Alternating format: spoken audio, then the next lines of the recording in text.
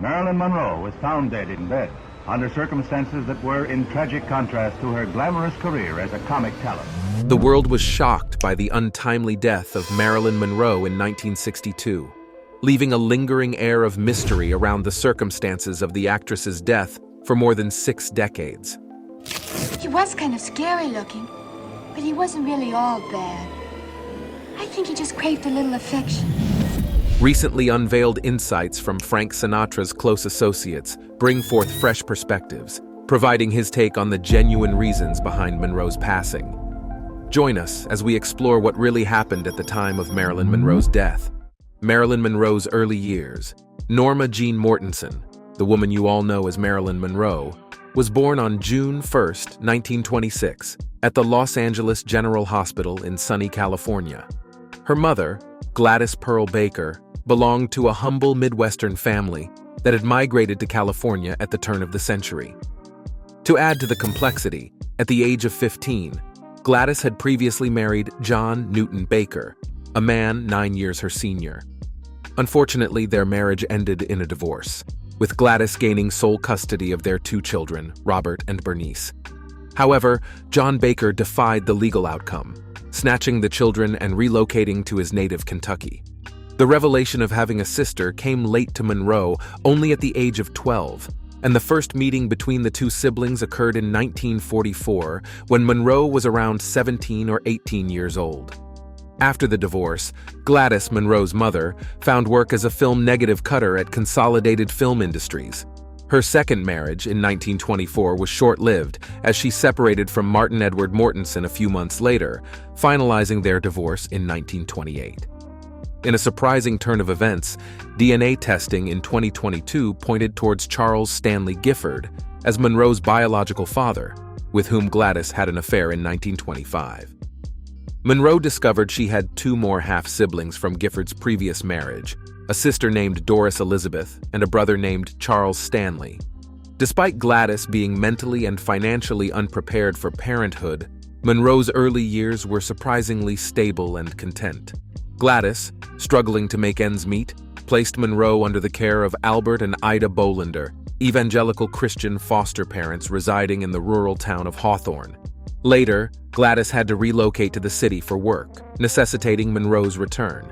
In 1933, Gladys secured a small house in Hollywood, bringing 7-year-old Monroe back into her care. Unfortunately, Gladys suffered a mental breakdown in January 1934, leading to a diagnosis of paranoid schizophrenia. This initiated a disturbing period, with Gladys spending most of her life in and out of hospitals, leaving Monroe as a ward of the state. Grace Goddard, a friend of Monroe's mother, stepped in to oversee Monroe's well-being and her mother's affairs. Over the next 4 years, Monroe experienced frequent changes in her living situation. Initially residing with the Atkinsons, she developed a stutter and became more withdrawn. Placements with various families, including a brief stint in the Los Angeles Orphans' Home No. 2, marked this turbulent period. Despite positive reviews of the orphanage, Monroe felt abandoned. In 1936, Grace Goddard became her legal guardian, but Monroe didn't leave the orphanage until the summer of 1937. Subsequent stays with the Goddards and brief periods with relatives in Los Angeles and Compton followed. Monroe's desire to become an actress was kindled during her challenging childhood. She found solace in movies, stating that she didn't like the world around her because it was grim. In September 1938, a more stable home life began as Monroe moved in with Grace's Aunt Anna Lower in Sawtell. Monroe attended Emerson Junior High School, showcasing her writing skills in the school newspaper, although her academic performance remained average. Due to Lower's health issues, Monroe returned to live with the Goddards around early 1941. In the same year, she enrolled at Van Nuys High School, but a twist of fate came when Doc Goddard's job moved him to West Virginia in 1942. Child protection laws prevented Monroe's relocation, leading to an unexpected solution: a marriage to the Goddards' neighbor, 21-year-old James Doherty, shortly after her 16th birthday in June 1942. Consequently, Monroe dropped out of high school and embraced the role of a housewife. The union, however, proved unfulfilling, and Monroe expressed her boredom during the marriage. In 1943, Dougherty enlisted in the Merchant Marine, and Monroe joined him on Santa Catalina Island. However, soon, her fate was about to take a very stark turn, with her life moving in an entirely different direction. The beginning of a modeling career. In April 1944, James Dougherty was shipped out to the Pacific, where he remained for most of the next 2 years. In the meantime, Monroe moved in with her in-laws and began a job at the Radioplane Company, a munitions factory in Van Nuys. Toward the end of 1944, she met photographer David Conover, who had been sent by Captain Ronald Reagan to the factory to take pictures of female workers that would boost their morale. Although none of her pictures were used, she quit working at the factory in January 1945 and began modeling for Conover and his friends. Defying her husband's wishes, she independently took a step forward, securing a deal with the Blue Book Model Agency in August 1945. The agency, recognizing Marilyn Monroe's physique as more fitting for pinup than high fashion, predominantly featured her in advertisements and men's magazines. To enhance her employability, she underwent a transformation, straightening and dyeing her hair blonde. Acknowledged by Emmeline Snively, the agency's owner, as one of its most ambitious models, Monroe amassed 33 magazine covers by early 1946. Operating under the alias Jean Norman at times, she signed with an acting agency in June 1946, facilitated by Snively. Following an unsuccessful interview at Paramount Pictures, a screen test was arranged by Ben Lyon, a 20th Century Fox executive. Though Darrell F. Zanuck, the head executive, expressed minimal enthusiasm, Monroe secured a standard 6-month contract in August 1946 to prevent her from signing with a rival studio. Under Lyon's and her selection, she adopted the stage name Marilyn Monroe, inspired by Broadway star Marilyn Miller and her mother's maiden name. Monroe divorced Dougherty in September 1946, swiftly moving forward. Her initial 6 months at Fox were dedicated to learning acting, singing, dancing, and observing filmmaking. The contract was renewed in February 1947, granting her bit parts in Dangerous Years in 1947 and Scudda Hoo Scudda Hey in 1948. Despite her return to modeling and occasional odd film jobs, Monroe's shy and insecure demeanor led Fox to not renew her contract in August 1947. Undeterred, she continued acting studies at the Actors Lab, securing a small role in the play Glamour Preferred at Bliss Hayden Theater. Engaging in networking activities, she developed connections in the industry and maintained relationships, including a friendship and occasional involvement with Fox executive Joseph M. Schenck. This connection led to her signing with Columbia Pictures in March 1948, where her appearance emulated Rita Hayworth. Working with drama coach Natasha Lightis, Monroe starred in the low-budget musical Ladies of the Chorus, portraying a chorus girl courted by a wealthy man. Despite screening for the lead role in Born Yesterday in 1950, her contract was not renewed at Columbia. While Ladies of the Chorus faced a lukewarm reception upon release a month later, Monroe's journey was poised for change. But don't worry, because that wasn't going to last for long. Monroe's era of success. After her time at Columbia ended, Monroe returned to the modeling scene. She participated in a Pabst beer commercial. She also posed for artistic photos by Tom Kelly for John Baumgarth calendars, where she bared it all, under the alias Mona Monroe. Her comfort with exposure stemmed from previous topless and bikini poses for artists like Earl Moran. Shortly after leaving Columbia, Monroe's life took a turn as she became the protege and mistress of Johnny Hyde, the vice president of the William Morris Agency. Through Hyde's influence, Monroe secured minor roles in various films, including standout performances in Joseph Mankiewicz's drama All About Eve, and John Huston's film noir The Asphalt Jungle in 1950. Despite limited screen time in the latter, she garnered attention, making the transition from a movie model to a serious actress. In December 1950, Hyde negotiated a 7-year contract for Monroe with 20th Century Fox, but tragedy struck when Hyde passed away from a heart attack just days later. Devastated by his death, Monroe continued her career in 1951 with supporting roles in moderately successful Fox comedies.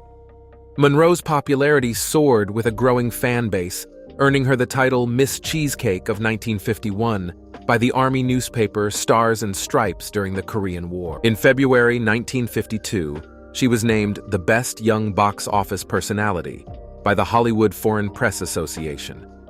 Her personal life saw a whirlwind of relationships, including a highly publicized romance with retired New York Yankees baseball star Joe DiMaggio in early 1952. In March 1952, Monroe faced a scandal when she publicly acknowledged posing for an artistic calendar featuring unclothed subjects in 1949. Rather than hiding from the revelation, she and the studio decided to admit to it, emphasizing her financial struggles at the time. This strategy garnered public sympathy, boosting interest in her films.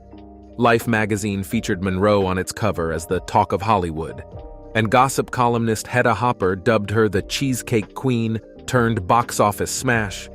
3 films, including Clash by Night, Don't Bother to Knock, and We're Not Married, were strategically released to capitalize on this newfound attention.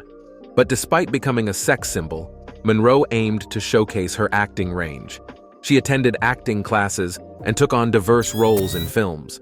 However, her difficulties on film sets, combined with personal struggles and substance use, led to a reputation for being challenging to work with. In 1953, Monroe experienced a career-defining year. Niagara, a Technicolor film noir, showcased her as a femme fatale and solidified her trademark makeup look. The satirical musical comedy Gentlemen Prefer Blondes established her as the quintessential dumb blonde. Later that year, How to Marry a Millionaire became her biggest box office success, securing her place as a leading sex symbol in Hollywood. Despite her rising star status, Monroe faced challenges on set and in her personal life. Her difficulties with directors and dependence on acting coaches fueled a reputation that made her look unideal to directors when it came to casting choices. Nevertheless, her popularity continued to soar, earning her a spot in the annual Top 10 Money-Making Stars poll. In December 1953, she was on the cover of the first issue of Playboy, further solidifying her status as a Hollywood icon. But Monroe was struggling with a stagnant contract from 1950, leading to significant underpayment compared to her peers. Hindered by studio executive Darryl F. Zanuck's personal animosity, her endeavors to diversify roles were thwarted. Zanuck, pressured by owner Spiros Skouras, shifted Fox's focus exclusively to entertainment, canceling any plans for serious films. The fallout led to Monroe's suspension in 1954 for rejecting a musical comedy, The Girl in Pink Tights. In a bid to counter negative publicity, Monroe hastily married Joe DiMaggio in January 1954, embarking on a well-publicized journey from San Francisco to Japan. Their unconventional honeymoon combined nuptial celebrations with DiMaggio's baseball commitments and a United Service Organization show in Korea. The media frenzy climaxed with Monroe receiving Photoplay's Most Popular Female Star Prize upon returning to the United States. Her settlement with Fox in March included a new contract, a $100,000 bonus, and a starring role in The 7-Year Itch. Following her suspension, Monroe criticized the release of Otto Preminger's River of No Return and reluctantly starred in the musical There's No Business Like Show Business. Both received mixed reviews, with the latter deemed vulgar by many critics upon its late 1954 release. Monroe's fortunes changed in September 1954 with Billy Wilder's The 7-Year Itch, featuring the iconic subway grate scene on Lexington Avenue. The film's massive success in 1955 marked a turning point for Monroe, albeit at the cost of her marriage to DiMaggio, strained by his jealousy and controlling behavior. After 7-Year Itch, Monroe and photographer Milton Green founded Marilyn Monroe Productions, initiating a legal battle with Fox for unfulfilled promises. After that, Monroe's shift to Manhattan in 1955 saw her dedicated to acting studies at the Actors Studio under Lee Strasberg. Psychoanalysis and a close relationship with the Strasbergs became integral to her personal and professional growth. Despite ongoing divorce proceedings with DiMaggio, Monroe's personal life intertwined with relationships with Marlon Brando and playwright Arthur Miller. The relationship with Miller faced external pressures as he was investigated for alleged communism. In a pivotal turn, Monroe and Fox signed a new 7-year contract in 1955, granting her creative control over projects and the freedom to collaborate with Marilyn Monroe Productions. The critical year of 1956 marked Monroe's triumph over Fox and her marriage to Miller. Bus Stop, released in August 1956, showcased Monroe's dramatic talent, earning her acclaim and a Golden Globe nomination. The following months saw Monroe embarking on her first independent production, The Prince and the Showgirl, in collaboration with Laurence Olivier. Despite conflicts, the film received recognition in Europe, indicating Monroe's resilience. Her life soon took a turn after 1957, marked by health challenges and a temporary hiatus. Her return in 1959 with Some Like It Hot signaled a career resurgence. Despite a challenging production, the film's success earned her a Golden Globe, solidifying Monroe's status as a Hollywood icon.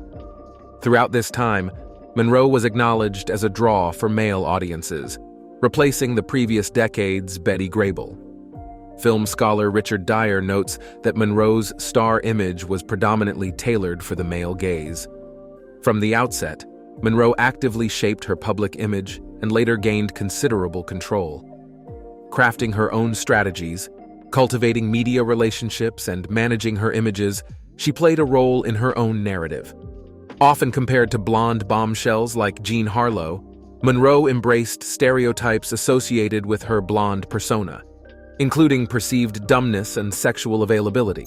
Her roles typically cast her as the girl, defined solely by her gender, reinforcing stereotypes. Monroe's on-screen and off-screen persona, marked by revealing outfits and publicity stunts, positioned her as the embodiment of the American dream, a tumultuous period. From 1956 to 1959, Marilyn Monroe experienced a transformative period marked by victories and challenges. Taking on 20th Century Fox, she emerged triumphant, legally changing her name and earning accolades as a savvy businesswoman. The media applauded her triumph against the studio, hailing her as an individual challenging the norm. However, her marriage to Arthur Miller drew criticism, with some branding her the darling of the left-wing intelligentsia. In 1956, Monroe delved into the drama Bus Stop, portraying Cherie, a saloon singer with dreams entangled by a naive cowboy. Despite initial doubts about her acting abilities, director Joshua Logan commended Monroe's performance, likening her to Charlie Chaplin. Amidst this, Monroe and Miller tied the knot in a union perceived as unconventional due to their contrasting public images. The success of Bus Stop marked a turning point in Monroe's career, dispelling notions of her as merely a glamour personality.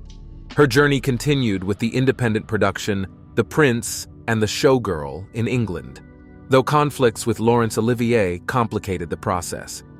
Monroe's dramatic performance earned her recognition in Europe, but faced mixed reviews in the United States. Following her European venture, Monroe focused on family life, navigating health challenges, and a disturbing relationship. Her return to Hollywood in 1959 for Some Like It Hot garnered critical acclaim, with the film's challenging production becoming legendary. Despite setbacks, Monroe's performance earned her a Golden Globe, solidifying her position as a comedienne with unparalleled sex appeal and timing. In the early 1960s, Marilyn Monroe faced a challenging period in her career and personal life.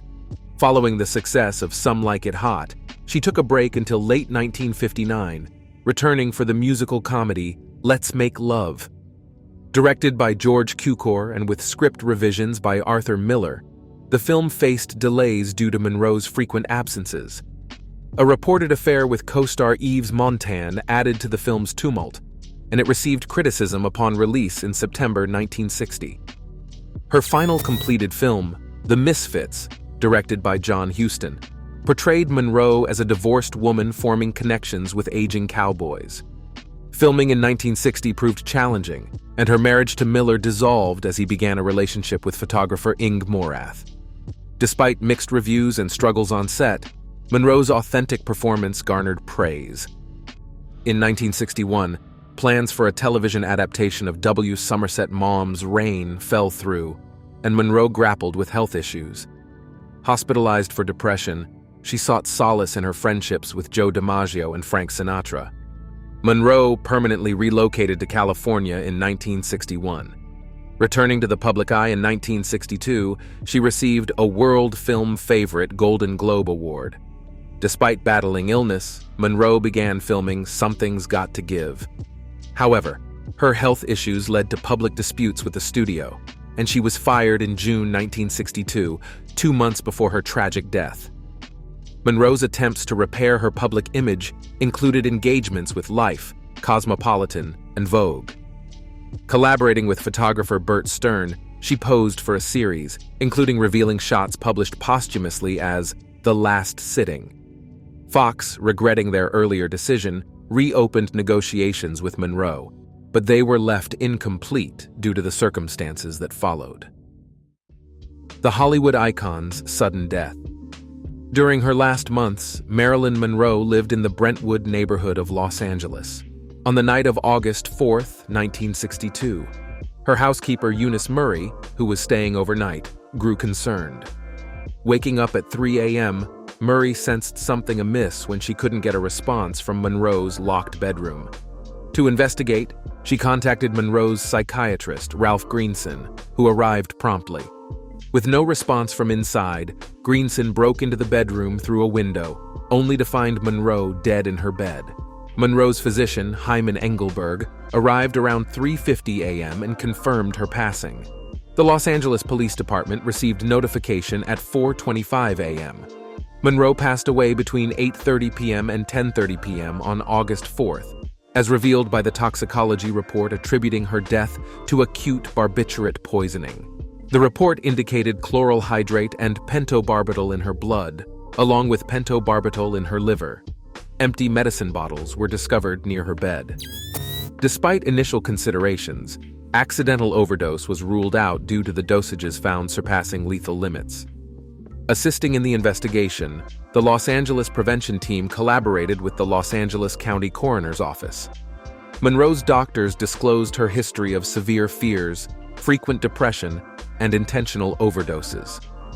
Deputy Coroner Thomas Noguchi, considering these factors and the absence of foul play, categorized her death as self-inflicted. Monroe's sudden death made headlines across the United States and Europe. The public was in shock. Various reactions poured in, with French artist Jean Cocteau emphasizing the lesson her death should impart. Colleagues like Laurence Olivier and Joshua Logan expressed their views, highlighting the toll of sensationalism on Monroe. Her private funeral, arranged by Joe DiMaggio, Bernice Baker Miracle, and business manager Inez Melson, took place on August 8th at the Westwood Village Memorial Park Cemetery. Attended only by her closest associates, the service drew a large crowd outside. Monroe found her final resting place at crypt number 24 in the Corridor of Memories. Over the next few decades, various conspiracy theories challenging her demise under difficult circumstances emerged, including murder and accidental overdose. Norman Mailer's biography in 1973 sparked widespread speculation about foul play, leading to a 1982 threshold investigation by the Los Angeles County District Attorney John Van de Kamp. No evidence supporting foul play was discovered. Frank Sinatra's insights into Monroe's death. In the twilight of his life, Frank Sinatra frequently indulged in reflections on his romances, sorrows, and the cherished companions he missed dearly, among them, Marilyn Monroe. The circumstances surrounding Monroe's tragic death due to a drug overdose remain shrouded in mystery. Tony Opedisano, a close associate of Sinatra and his former road manager, shed light on Sinatra's perspective in an excerpt from his memoir, Sinatra and Me in the Wee Small Hours. According to Opedisano, Sinatra harbored doubts about Monroe's death being a mere accident. He firmly believed she was a victim of foul play and never came to terms with it. Contrary to popular speculation, Sinatra and Monroe shared a profound friendship rather than a romantic entanglement. Although Sinatra admired her beauty and humor, he deemed Monroe too troubled and delicate for a casual affair. Opedisano revealed that Monroe, in a display of trust, confided her most intimate secrets, including her relationships with John F. Kennedy and Robert F. Kennedy. When these affairs abruptly concluded, Monroe confided in Sinatra, expressing confusion about being shut out entirely once the romantic ties ceased. In the weekend preceding her tragic death, Monroe spent time at the renowned Cal Neva Lodge near Lake Tahoe, partially owned by Sinatra. What the public was unaware of, Opedisano discloses, is that Monroe intended to make a press announcement the next week about reconciling with her ex-husband, Joe DiMaggio. The impending press conference fueled rumors that Monroe might divulge details about her relationships with the Kennedys. However, according to Opedisano, Sinatra was convinced she would never expose the Kennedys, as she still harbored feelings for John. He asserts that Sinatra believed had the press conference not been announced, Monroe might have lived much longer. In the aftermath of Monroe's death, Sinatra's attorney Mickey Rudin and others informed him of a troubling rumor. Monroe had been murdered, possibly with an imbutyl suppository, implicating Robert Kennedy or the Mafia. This narrative, echoing among Sam Giancana's associates, remained an unsolved mystery for over 5 decades, leaving room for various conspiracy theories. Monroe's death haunted Sinatra for the remainder of his life. In the early hours at his cherished Palm Springs compound, Sinatra would share memories of Monroe, along with his Rat Pack companions Sammy Davis Jr. and Dean Martin, as they engaged in conversations that often stretched until dawn. Opedisano, unveiling these once private stories 23 years after Sinatra's passing, aims to portray the human side of the iconic musician and grant the world a glimpse into the man behind the legend. But how true was Sinatra in his claim? You can see for yourself Monroe's history with the Kennedys. Despite the official classification of Monroe's sad demise being that she chose to end her life, a shroud of suspicion enveloped her untimely departure. Speculation lingered, suggesting a potential connection between her alleged entanglements with President John F. Kennedy and Attorney General Robert F. Kennedy, and the circumstances surrounding her death. Monroe's personal life was in disarray before her passing, marked by 3 divorces and rumored affairs with both Kennedy brothers. Reports hinted that she intended to hold a press conference unveiling her relationships with them. The whispers of an affair between Monroe and John F. Kennedy gained traction, fueled by her sultry, happy birthday performance at his 45th birthday celebration in May 1962. A rare photograph captured during a party at movie executive Arthur Krim's home, taken by White House photographer Cecil Stoughton, emerged as the sole known image of either Kennedy with Monroe, kept secret until its release in 2010. James Spada, Monroe's biographer, acknowledged the absence of conclusive evidence pointing to the Kennedys' responsibility for her death, but asserted that it was pretty clear that Marilyn had had sexual relations with both Bobby and Jack. Spada revealed that actor Peter Lawford introduced Monroe to John F. Kennedy in 1954. When Kennedy grew disinterested, he purportedly passed her on to his brother, an event believed to transpire in the spring of 1962. Witness accounts spoke of a distressing tape from Monroe's bugged home on the night of her death, capturing the voices of Lawford, an enraged Bobby, and a distraught Monroe. In a 1983 British Broadcast Corporation interview with Monroe's former housekeeper, Eunice Murray, conducted by biographer Anthony Summers, Murray hinted at a cover-up involving Bobby Kennedy's presence on August 4th and an affair with him. A squad tasked with investigating Monroe's death allegedly failed to interview key figures, including Murray, publicist Pat Newcomb, Lawford, or any of the Kennedys. Forensic and police investigations were deemed flawed by Summers. The aftermath saw certain individuals connected to the investigation securing prominent positions. Pat Newcomb, who never definitively spoke about Monroe's death, reportedly landed a job in the United States Information Agency in Washington District of Columbia, following her stay at the Kennedy compound in Hyannisport.